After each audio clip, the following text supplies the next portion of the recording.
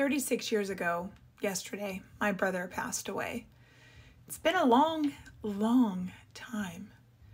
And as I dealt with the emotions that hit me out of nowhere yesterday, I had the question, is there a moratorium on grief? Does it magically just stop hurting one day? Further, how are we supposed to grieve? Is there an appropriate way to do that? And I ask these questions after having reflected on them a lot in my life, but also out of a place where maybe you can reflect on them too. You see, grief has its ups and downs. Over 36 years, I've learned that there are some years that I handle the loss of my brother better. And some years it just hits me so hard and it's up and down with emotions and I just feel it tremendously. So there is no moratorium on grief. We carry it because we loved someone. I once heard this amazing quote that grief is the price of love, and that is so true. And I think the more we've loved someone, the deeper and the harder the grief.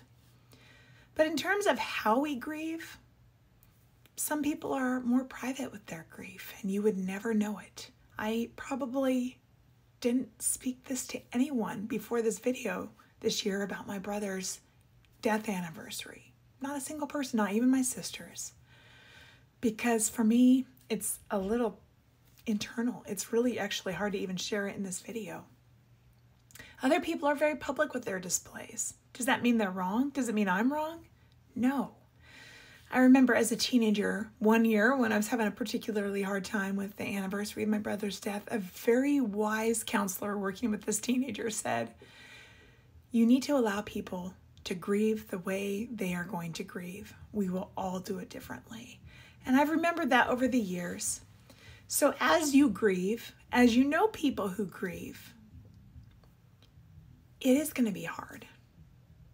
There is no right answer, and it will hit you differently. Some will feel the sorrow, others will feel anger, others will just feel numb. There's so many emotions to feel. But in this process, where do we intersect with God?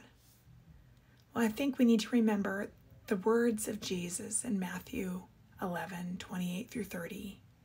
Come to me, all you who are weary and burdened, and I will give you rest.